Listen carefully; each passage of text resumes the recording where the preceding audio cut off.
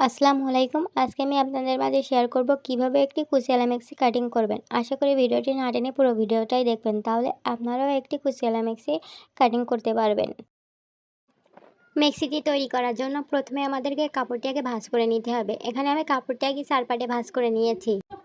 এবার আমি মেক্সির কাপড়টিতে লম্বার মাপটি নেব। এখানে আমার লম্বার মাপটি আমার 53 ইঞ্চি হবে। আমি এক্সট্রা 3 ইঞ্চি বেশি নেব নিচে চড়া করে ভাঙার জন্য। নেওয়ার পরে স্কেলের সাহায্যে লম্বা একটি দাগ টেনে দিতে হবে। তারপরে কাপড়টা খানিকটা ভাঁজ দিয়ে নিয়ে এসে ওপরে যে খানিকটা হাতার জন্য আছে সেই খানিকটা কাটিং করে নিতে হবে। এবার অপর সাইড থেকে আরমহলের মাপটা নিতে হবে। আরমহলের মাপটা এখানে আমি 5 ইঞ্চি পরিমাণে রেখেছি আর লম্বা রেখেছি 6 ইঞ্চি পরিমাণে। নিয়ে স্কেলের সাহায্যে একটা দাগ টেনে দিতে হবে। তারপরে চারকোনা বক্সের মাঝখান থেকে রেখে 1 ইঞ্চি পরিমাণে নিয়ে একটা গোল রাউন্ড শেপ করে দিতে হবে।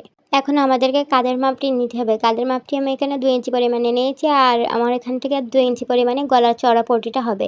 আর এখানে লম্বা নিয়েছি আমি 7 ইঞ্চি পরিমাণে। নিয়ে স্কেলের সাহায্যে একটা লম্বা দাগ টেনে দিয়েছি। তারপরে আমাদেরকে কাঁচির সাহায্যে যে দাগ বরাবর আছে সে দাগ বরাবর কাটিং করে নিতে হবে। সাইড থেকেও খানিকটা করে কাটিং করে নিতে হবে। কাপড়টি আমাদের কাটা হয়ে গেছে। এবার আমাদেরকে গলার পুঁটিটা কেটে নিতে হবে। প্রথমে কাপড়টি আগে 4 পাটে ভাঁজ করে নিতে হবে। তারপরে মাঝখান বরাবর এখানে 2 ইঞ্চিতে আড় দিতে হবে আর লম্বা দিতে হবে 4 ইঞ্চি। দিয়ে একটা চকের সাহায্যে গোল রাউন্ড করে দিতে হবে আর পটিটা নিচের দিকে 4 কোনা বক্স রাখতে হবে। গলার পটিটা আমাদেরকে কাটিং করা হয়ে গেছে। এবার আমাদেরকে হাতাটা কাটিং করে নিতে হবে। তার জন্য হাতার কাপড়টা আমাদেরকে 4 পাটে ভাঁজ করে নিতে হবে।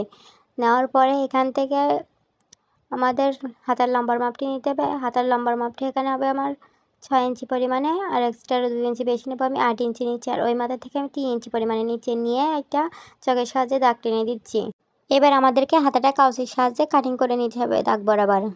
কাপড়টি আমাদেরকে কাটিং করা হয়ে গেছে। ভিডিওটি দেখার জন্য অবশ্যই আপনাদেরকে ধন্যবাদ।